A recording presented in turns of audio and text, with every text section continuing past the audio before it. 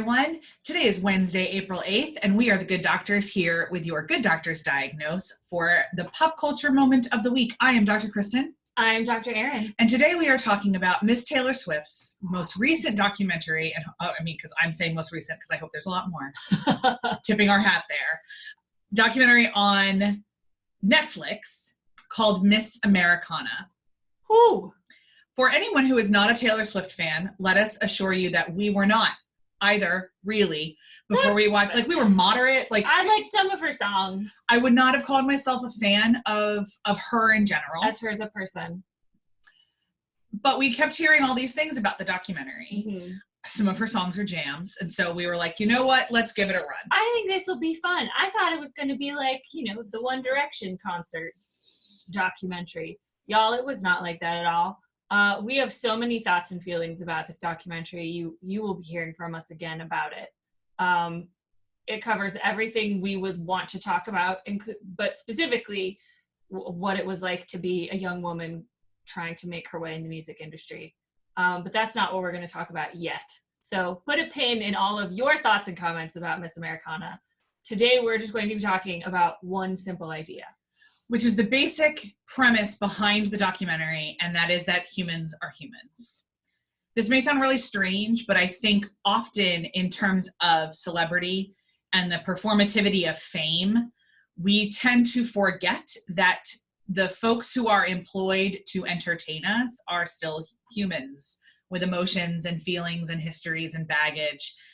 The moment that was truly arresting to me was when Taylor talked about the MTV Video Music Awards, where Kanye West interrupted her acceptance speech to say that Beyonce had the greatest video of all time. Poor Beyonce had no idea what to do, but even worse, Taylor didn't. And as the crowd began to boo Kanye, 19-year-old Taylor Swift assumed the crowd was booing her. That's what, she said, I had no idea if they were booing him or booing me, and I thought they were booing me because they thought I didn't deserve to win. Imagine being 19 years old, every camera in the world, it feels like to you at that moment, is on you. And a very, very famous person with a lot more power than you in the room that you have does something like that, and then the crowd reacts in an ambiguous manner. Of course, for anybody who has followed pop music or knows anything about Taylor Swift or Kanye West, you know that the feud did not stop there. Much to Taylor's chagrin, she was one of the quotes. She was like, I never asked to be a part of this conversation all the way from 2009. But it's my actual, she said it in something else. I would like to be removed from this narrative. Yeah. It is my absolute favorite way to say, I don't want to be part of this. I never asked to be a part of this. And yet I have to keep being a part of this.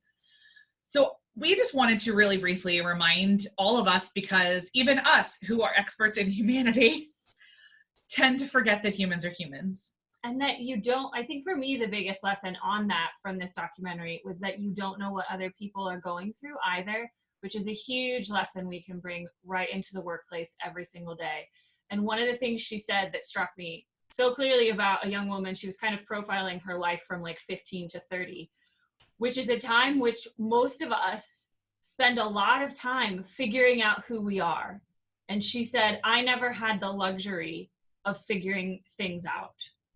Like, she never had the time because she was always in this pressure pot, always on this front-facing camera, being judged immediately for her actions and never being given the grace that most of us humans are given to make mistakes, to say things we regret, to have relationships we didn't, that weren't great choices for us, and to figure out what type of human we wanted to be. And we had no idea what was going on with her everyday life as we were watching these snippets happen. So humans are humans, and you don't know everybody's story. And if you can come to work and try every day to bring that empathy to your colleagues and what might be going on in their lives, we think it's a pretty good place to start. And we'll see you the next time we talk about something else that Taylor taught us. Bye.